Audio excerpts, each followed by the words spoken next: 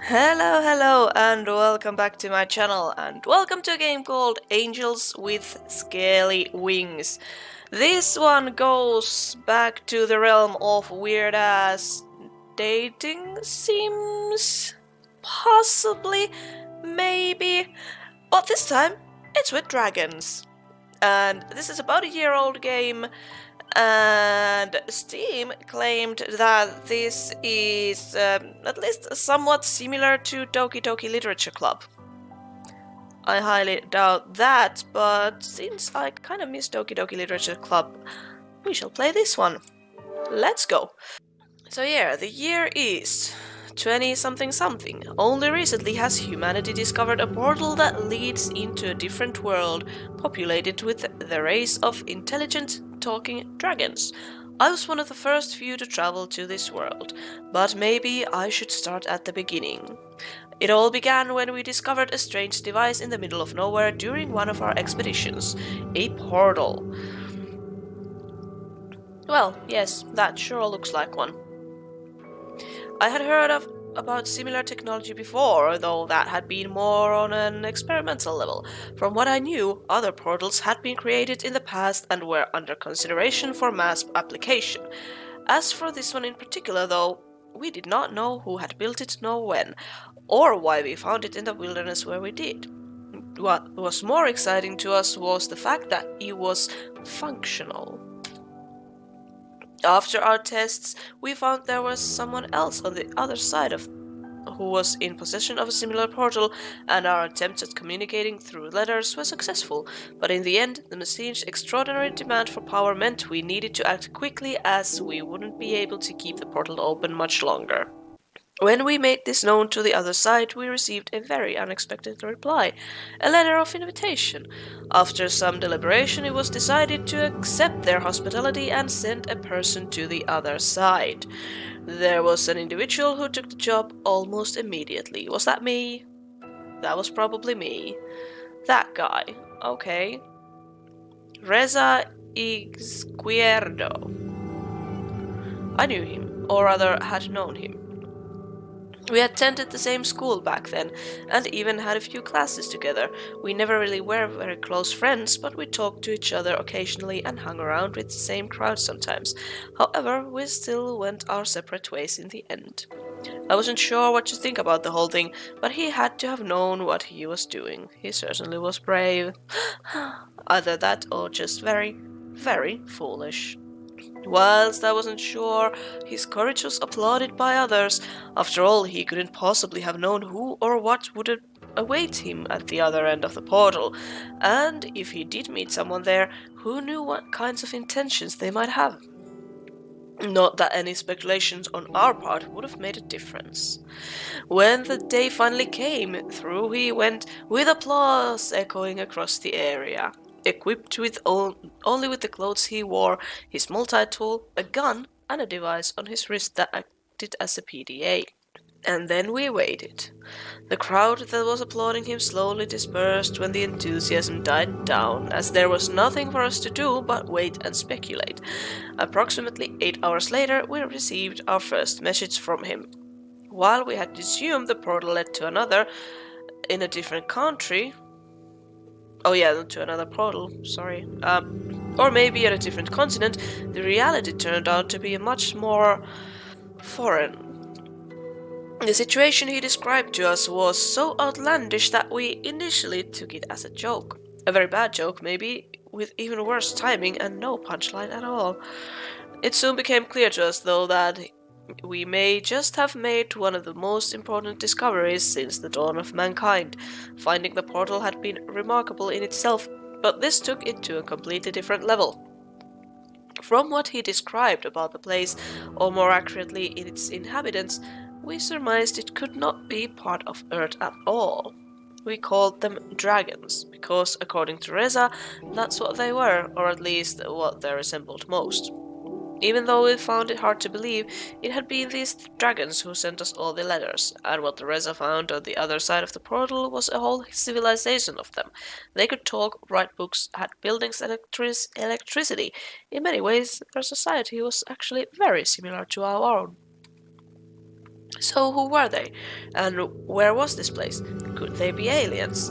Our speculations led us to conclude otherwise. After all, we knew about the existence of thousands of planets, millions of light years away, that may have been theoretically habitable, yet even then we had never found conclusive proof in regards to actual alien life forms.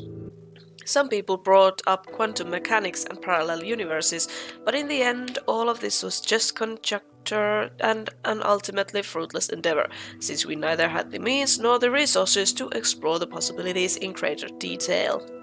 I think there's just one more thing worth mentioning before I move on. The previous isolation had been mutual. They hadn't known about any other intelligent life form beyond their own. Their portal had only recently been discovered and was technologically previously unknown to them. And just as we had myths about dragons, they had myths about us. That was what we knew about them so far, and as interesting as learning those things and debating their cultural significance was, we didn't really know what we should make of it all. Reza apparently was sure of what he was doing though, as he eventually let us know that they had agreed on a trade. We went to give them a few of our PDA devices, which contained vast amount of knowledge, dwarfing even that of encyclopedias. In return, they would supply us with generators. Overall, they didn't seem as technologically advanced as we had been, but they did surpass us in that one aspect. Their means of generating energy seems sustainable. Not only that, but evidently also quite efficient. We certainly would be able to put technology like that to good use, and trading mere past knowledge of the human race for something more tangible was a good call on his part. That was where I came in. My prior experience in both biology and sociology made me a good fit to deliver our PDA devices for the trade, and while the Dragons were waiting for these prototypes of our generators would be manufactured by them, I would act as an ambassador on humanity's behalf. What a way to make first impression by a display of mutual goodwill. Everyone benefits and everyone goes home happy. All is well. At least, that was the plan. Despite the images that living talking dragons might conjure up in some people's minds, I didn't even think of bringing a weapon myself, considering that they were reportedly friendly and peaceful enough.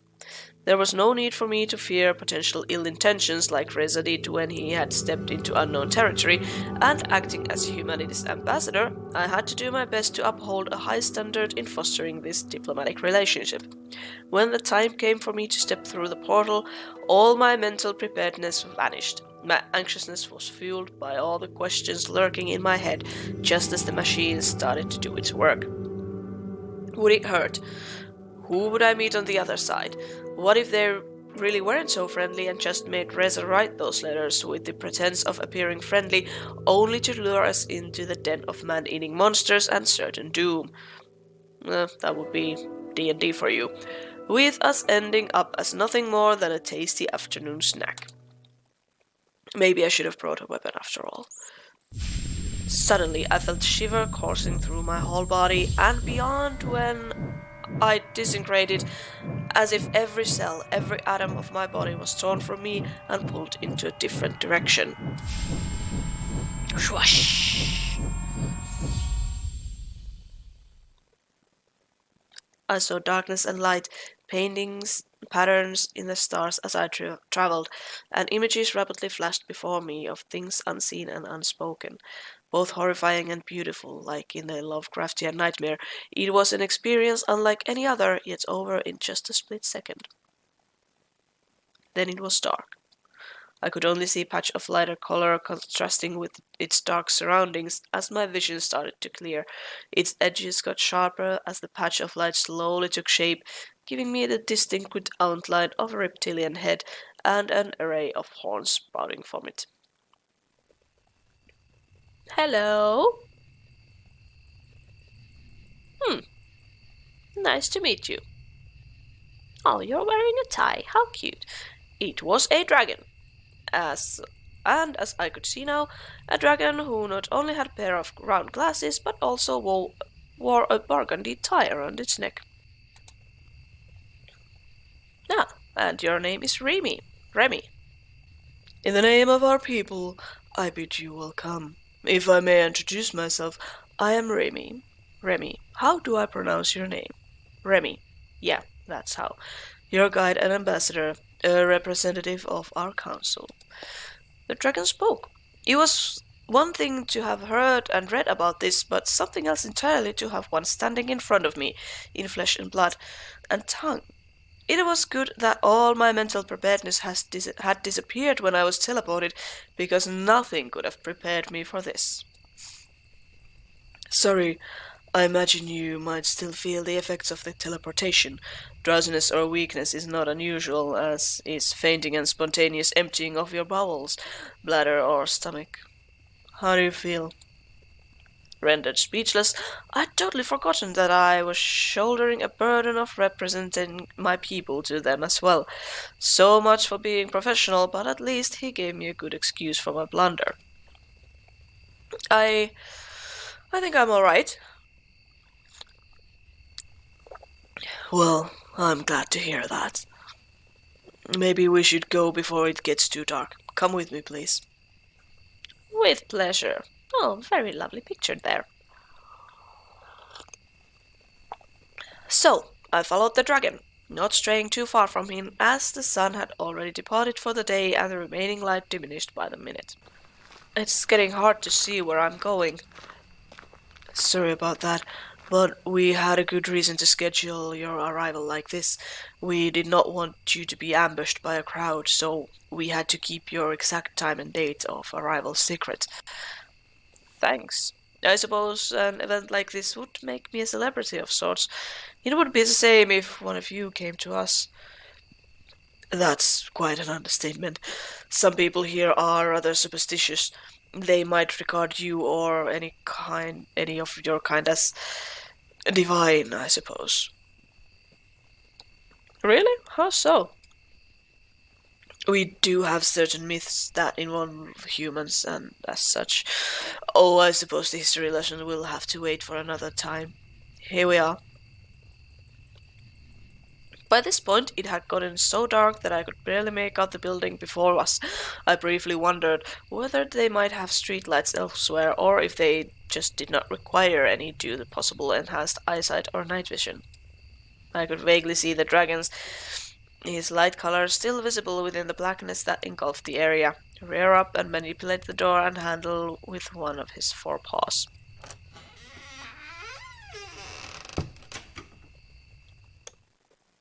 If the dragons have paws, do they have opposable thumbs? Can they, grab things like this?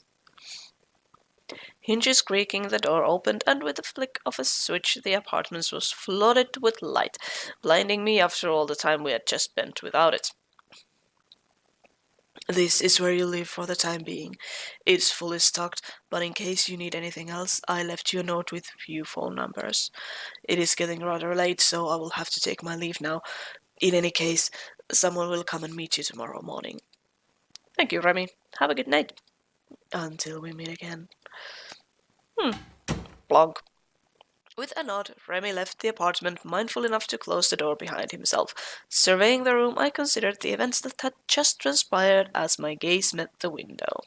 I could see movement outside and as I drew nearer, startled, I could hear footsteps in the grass moving away quickly.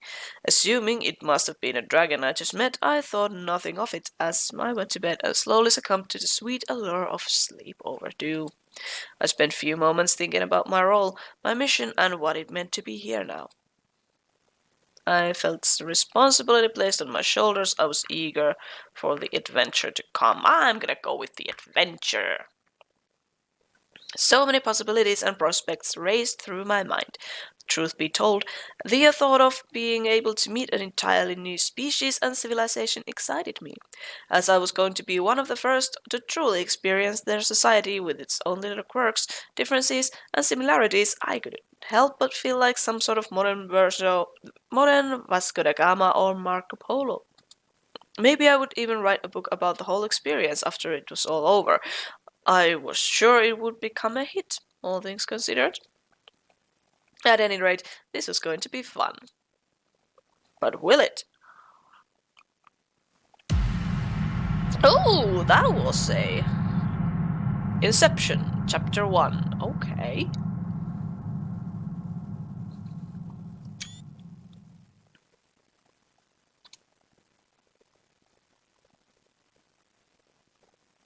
Mm-hmm. How delightful music! I woke up from uneasy dreams looking at an unfamiliar ceiling. Just for a moment, I wondered where I was before the events of last night all came back to me. After a good stretch, I looked around the room, illuminated by the sunlight coming in from the window. Outside in the distance, the portal I had emerged from proudly stood in the peak of a small hill. Getting ready, I noticed something lying on the table. It was the note Remy had left for me in case I needed anything. Along with his own phone number and work number, there were also some numbers for delivery of food and other necessities, as well as emergency and even janitorial services. He had certainly thought of everything, even though now I had to wonder what a dragon plumber might look like. Bong! My musings were interrupted when the doorbell rang. When I opened the door, I was met by another dragon. Oh, hello. You look a little bit like... is it Dragonite? No. That Pokemon. Hi, hello. You must be Reetta. I'm Sebastian, and I'll be your escort, or security, I suppose. I usually work with the police, though. Nice to meet you. He seemed a lot smaller than Remy, and when he somewhat nervously extended his arm towards me, I noticed he apparently only walked on his hind legs, the two forelimbs instead having distinct arms, hands, and fingers.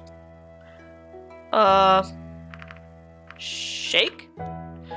When I took his hand into mine to shake it gently, I could feel the individual bumps and scales on his rough skin. Nice to meet you too, Sebastian. So, where are you taking me? Straight to business, eh? We're going to visit the plant where they are making your generators. They have some news for you, or so I've heard. Reza will be there too. Sounds great. Just follow me. Oh, we left without breakfast? God damn. While we walked, I was under the impression we were purposely avoiding the busier parts of the town, instead straying towards the edges and small alleys as to not garner too much attention. Even then, we got the occasional stare. After just a couple of minutes, we arrived at our destination, where we were met by Reza, as well as yet another dragon, a vicious-looking beast that didn't stay too close to him. Ooh. Hello. Hey. Reza, long time no see. How true is that? Good to finally see another human face around here. What a coincidence to have you, of all people, show up. Yeah, I guess those degrees aren't so useless after all. By the way, how's your friend? Just my bodyguard. Same as yours. Don't bother with him, he doesn't talk much. I bet he'd win a fight with mine though, no? Just like you. Let's go with that one. Very funny. The two dragons exchanged a few words as I met the gaze of the larger, tenebrous dragon a few paces from us. Sebastian turned towards me and spoke up again. Hey Reetta, this is Maverick. Of course he's Maverick. Nice to meet you. Yeah, whatever. Just don't expect me to give you any special treatment like everybody else is, and we'll be good. What are you talking about? So, you're saying you haven't noticed the stairs and how they all treat you like you're the next messiah or something? No, I just thought... We're not the ones making a big deal out of this. You are. We're just here to get what we agreed on, and then we'll be gone. If anything, I'd actually prefer if you left us alone, but you're the one who insists on following me around wherever I go. Jeez. Ooh. Ooh, that was a good growl. Ooh. A growl escaped the darker dragon's trembling lips as he bared his teeth at Reza. Alright. That's quite enough. Let's just go all inside already, shall we? After you. That was a really good growl. Ooh. A crisis was quickly averted as we entered the building, which was characterized by its many floors, high ceilings, and long, narrow hallways as Sebastian led us to our destination. There you are. I was waiting for you. Well, who are you then? Hello?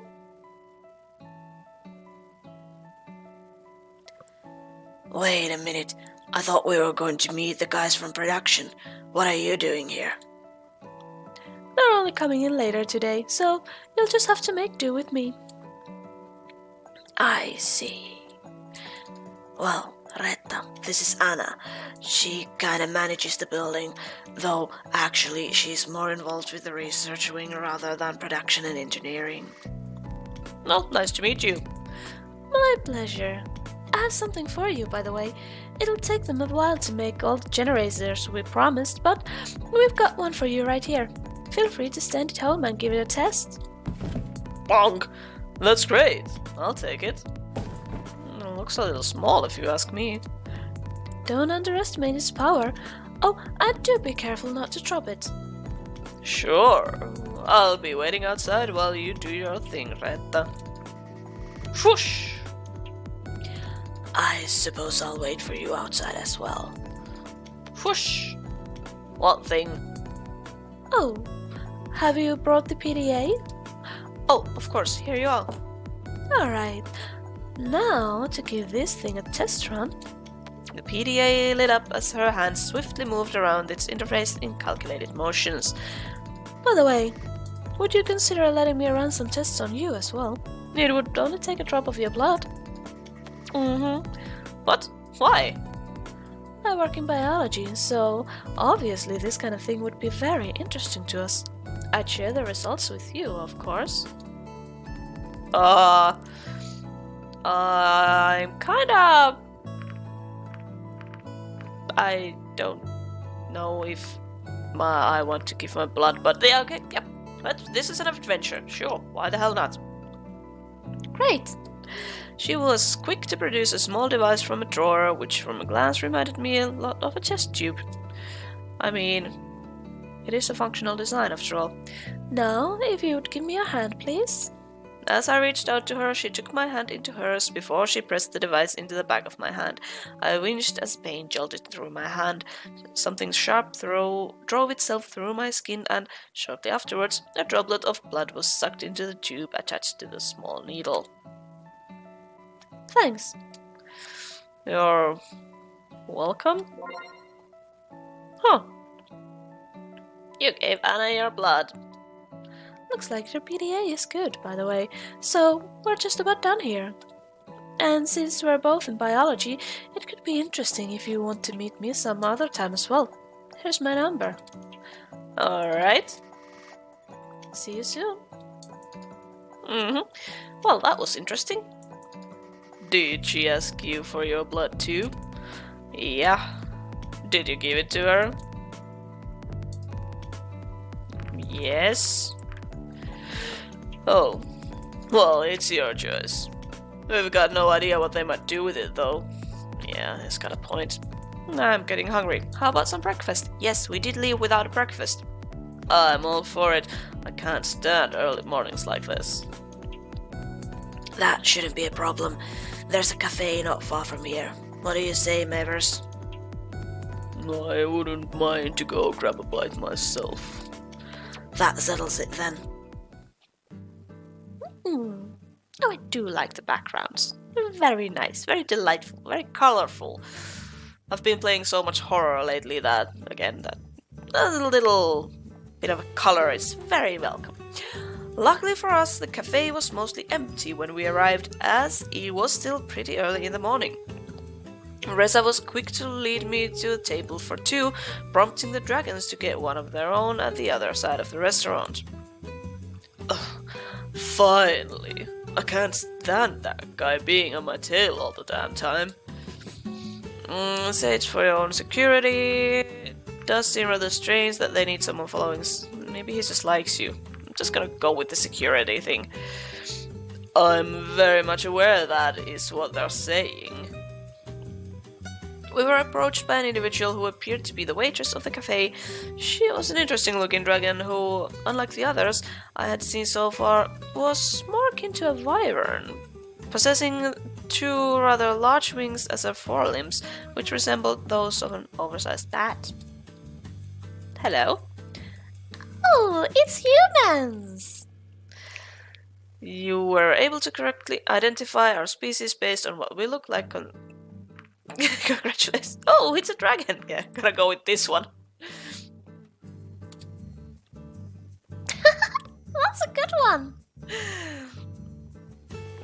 Welcome to our establishment. My name is Adine and I will be your waitress today. What can I bring you to? Coffee, how about scrambled eggs with bacon? Today's special. Yeah, eggs and bacon. Yeah, me too. Just make it quick. Sure thing. 2 scrambled eggs with a bacon coming right up. Shush. As I was saying, if you look at the big picture, don't you think there's just something off about this whole place? Where is it really?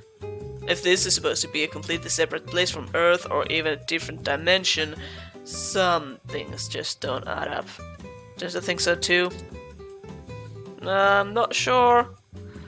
Yeah, I've noticed. No, I'm not sure. I come on. I've been here for what, 6 hours? I haven't seen anything yet. Can't really say much more with you know who over there. He's probably listening to us right now. Charming fellow, doesn't seem too bad to me. What a creep. Come on. Charming? When I let my gaze wander, I saw that Mangrik was looking in our direction. Our eyes met briefly, his expression not showing any discerned emotion, while I wondered whether it had just been a coincidence or if he really was able to hear us from that distance. Well, some dragons can read minds, so I do have some theories, and if I'm right, we might be in trouble. What kind of trouble? What are you talking about? Shh, be quiet. I'll let you know more as soon as I can. But for now, let's just play along. After all, we've already have one of these babies. He patted the generator's box for emphasis. God knows we need them. Oh, there she comes. The female returned, astounding me with her ability to balance the dishes on the edges of her wings. She placed her forelimb on the table and proceeded to move the dishes from her wing to us with a gentle push of her snout. There you go. Enjoy. Thanks. You're welcome. I was wondering what kind of breakfast could be had in a place like this, but I was pleasantly surprised to find it was quite as what I was used to. The only real difference was that they apparently didn't use cutlery. Where the waitress brought our meals to the 2 dragons across the cafe and exchanged a few words with them, Riza leaned forward and whispered something to me. I'll send you a letter with a coded message later. You'll know what to do. Reza rose from his seat before he made it known to me that he still had a few things to do and left the restaurant, followed shortly after by the larger of the 2 dragons. Laters! I wasn't in a hurry, so I spent a few more minutes in contemplation while I looked out the window and finished my breakfast. Not that this whole situation was already bizarre enough, there was also now the vague sense of danger conveyed by Reza's earlier words. I did not even have an idea what kind of threat might be lurking out there. How nice would it be that, now that we've been kinda instilled with paranoia here and we accept something bad, something weird, something creepy to come along, that would never happen. It would just be really delightful, colorful, happy visual novel with cute, colorful dragons, and that would be it. Like with no creepiness, nothing. But that just doesn't happen, and also my phone is ringing. Okay, sorry about that. Moving on. Eventually, I got up, ready to be on my way for whatever else the day might bring. Are you done? Sure am. How'd you like it? It was alright. Glad you enjoyed it. Just wait outside, and I'll handle the rest here. Sure. Wait, did you just pay for my breakfast? That was weird. I stepped outside, taking in the scenery of this strangely familiar world. In the short time I was here, I had already found the similarities between their world and our own utterly fascinating. After all, we were talking about unmapped place with a never-before-seen form of life. As far as discoveries were concerned, even something as simple as a new unicellular organism or even bacteria would be remarkable. Yet here I was, standing in the middle of a village with evidently built by this race of intelligent talking dragons with a society not unlike our own. ReettaJ didn't seem to share the same interest and instead was more smitten with the generator, but given our reasons for coming here in the first place, I wouldn't blame him for his enthusiasm being focused on something else. My thoughts were interrupted as something suddenly zapped past me just a little too close, causing me to stumble back. It was a rather small dragon, with a bag clamped to its maw, who apparently had somewhere to be. Hello? I regained my footing and watched it as it disappeared into the distance. Even though I'd seen enough dragons to recognize their variations in size, color, and other attributes, I guessed this one must have been a juvenile of its species. Shortly afterwards, Sebastian joined me outside, having taken care of the tab. I gave her a generous tip on your behalf. I hope you don't mind. Well, how nice of you. In any case, now that you've given us the PDA and Reza has the generator, you're free for today. So, if you want to go anywhere in particular, let me know, or I could show you around. I was tempted to be given a tour, but considering Reza's words, I wanted to be careful and not stray too far without knowing more about this world first. I think I'll stay home for today. I'll still have to get used to everything, you know? I'll just accompany you back then. Okay. There we are. Home sweet home. For now, at least. Well, if you need anything, I'll be outside until my shift ends. Otherwise, I'll see you tomorrow. Thanks. See you tomorrow. See ya. Whoosh! I hadn't really looked at the apartment much, so I spent the rest of the day investigating it and relaxing. Considered checking out some of the phone numbers Remy had left me, but I thought it was better to keep a low profile for now. I found the kitchen fully stocked with plenty of groceries, though the variety was wasted on me. I hadn't been a particularly great cook in the first place, but what was more, I didn't even recognize some of the things found here. Whether they were edibles that we had back home that I just didn't know about, or something completely alien, I wasn't sure, but I didn't want to take the risk of eating anything I didn't know. After all, it was possible that some of the comestibles might be fine for them to eat, but still poisonous to us. I was also glad to find a shelf that was filled to the brim with a variety of books. It is getting hard to read. While I found the subject matter of man, myth or reality to be quite intriguing, I had to give up after just a few pages due to its exceptionally dry writing style, which I wasn't inclined to enjoy at the moment. At the end, I settled for an adventure novel about a dragon archaeologist who stumbles upon the remains of a long-lost human civilization, after which she is hunted by an evil organization who wants to use the found magical artifacts for its own nefarious purposes. While entertaining, I had to admit that it reminded me a little too much of the trashy novels we had at home. I certainly found it amusing that certain tropes were not really unique to us as a species. Though I wondered whether this kind of literature had fallen into disfavor here as it had back where I came from. I was reading a particularly exciting scene in which the hero, Sheridan, uses one of her magical artifacts shaped like a pair of human hands holding a scepter with a globe at the end top to prevent herself from being crushed and ground into bloody pulp by an ancient human temple's moving walls when I suddenly heard a doorbell ring. And I am going to end this episode of Angels with Scaly Wings right here. There will be at least one more.